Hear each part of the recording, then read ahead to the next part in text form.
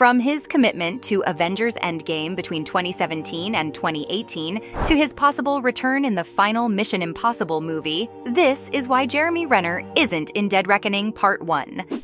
William Brandt's an important part of the Impossible Mission force, and fans aren't ready to let him go yet. He's smart, resourceful, and one hell of a fighter. He can hold his own against Ethan Hunt, and that's saying something. We saw this in Ghost Protocol when he pulled a gun on him after they failed the Burj Khalifa mission. But his most important character trait by far is his cool head. He doesn't crack under pressure like the rest of the team and is always the voice of reason. He's the diplomat who'll find the most logical way to defeat an enemy, while Ethan would improvise the situation and follow his gut. There's a great contrast between them, and it differentiates who they are as people, and the fans really liked that, which is why it's strange that Brandt's been missing in action since Rogue Nation. He was supposed to show up in Fallout, but unfortunately, he was committed to Avengers Endgame at that time. Both of them were filming at the same time, and he couldn't miss out on Endgame because, well, it was one of the biggest comic book movie events in the past decade.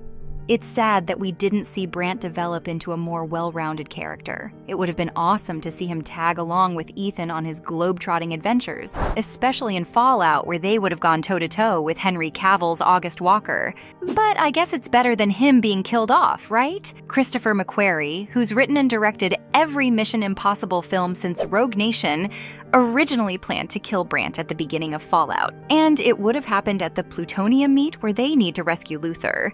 Renner couldn't commit to the movie due to Endgame, and McQuarrie didn't have a screenplay in mind either. He wanted total freedom to play around and take as much time as he needed to craft a Mission Impossible story, so he didn't know how many days the film would take to shoot or what the schedule would be like.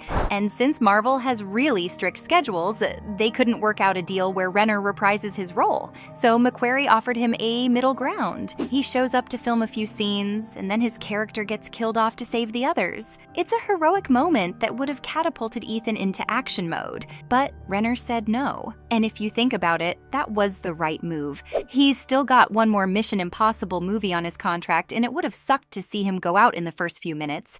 His character deserves more credit than that. And by the way, McQuarrie admired his decision too.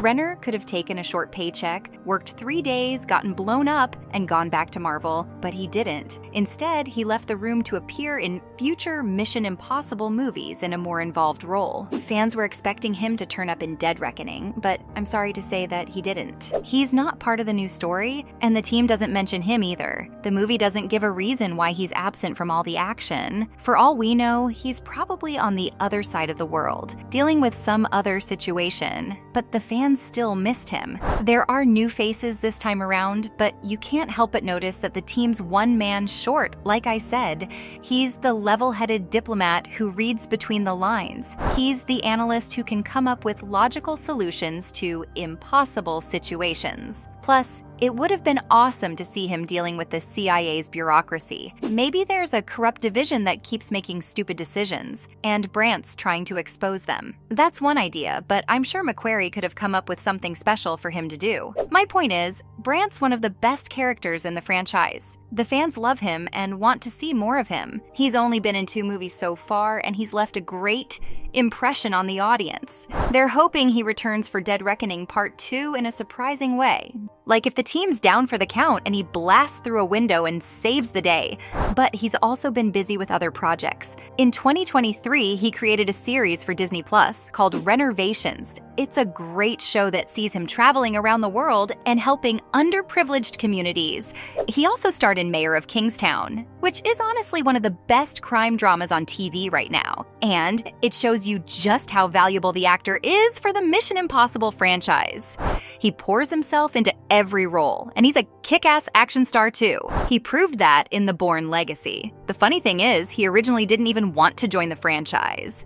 He wasn't interested in starring in multiple franchises, and he was already busy with Hansel and Gretel Witch Hunters and the Avengers. But that's when Tom Cruise pitched him Ghost Protocol, and he's a hard man to say no to.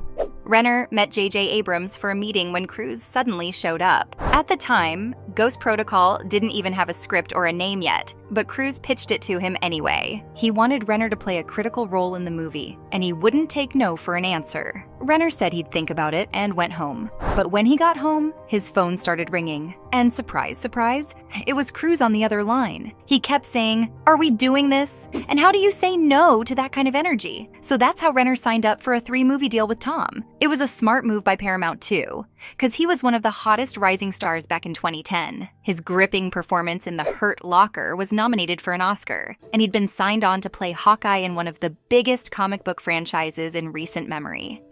Things were going well, so Mission Impossible felt like the right direction. What's weird, though, is that he was slated to replace Ethan Hunt as the franchise's lead. Hearing about it now sounds insane, because it feels like no one can replace Cruise. He's the face of the franchise as much as Harrison Ford's the face of Indiana Jones. But if you peel back his career, you'll understand why Paramount wanted him gone. The mid-2000s were extremely controversial for his career. He jumped on Oprah's couch and came back later to say that psychiatry's a sham. He even attacked Brooke Shields for her use of antidepressants. Yeah, those were dark times for Cruise's career, and he's done a lot of work to rehabilitate his image. So it's understandable why Paramount wanted Renner to take the reins. That's why Brandt feels like he's a mirror image of Ethan. He's highly intelligent and very physically capable, but obviously, that's not how it worked out. Renner got busy with Marvel, and Tom continued going bigger and bolder with every movie. But can Brandt return in Dead Reckoning Part 2? The fans sure hope so. They missed him in Part 1, and I'm sure McQuarrie felt it too. If Marvel somehow reduces Renner's role in the MCU, then there's a high chance he'll make an appearance in the next Mission Impossible movie. Part 1 foreshadows a spy war.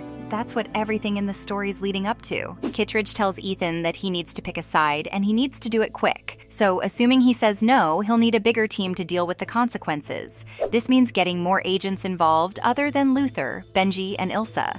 And this leaves plenty of room for Brandt to make his long-awaited appearance. Part 2 could explain that he's been busy with other missions that are somehow connected to Ethan's, and that he's made plenty of friends along the way who can help. This would make his character more involved in the story, and set him up as a future leader of a different franchise. Dead Reckoning's meant to end Ethan's story, but it doesn't have to end everyone else's. It could close off Brandt's arc and set up a new one for the future. And even if they don't go for that, it'll still feel strange if he's not invited to Ethan's last mission. Getting the team together one last time will be epic, and it's about time McQuarrie gives Renner an extended role in the story. Maybe he could even double-cross the team and end up being a double agent, who knows? Fans are totally open to Brandt becoming the villain in Part 2. He'd be the perfect arch-nemesis for Ethan because they're both mirror images of each other. And the only difference between them's that Brandt's more analytical and Hunt's more intuitive. Either way, I can't wait to see Renner return again and for the franchise to give him his due. So, from his possible return in the final Mission Impossible movie to his commitment to Avengers Endgame in 2017 and 2018, that's why Jeremy Renner isn't in Dead Reckoning Part 1.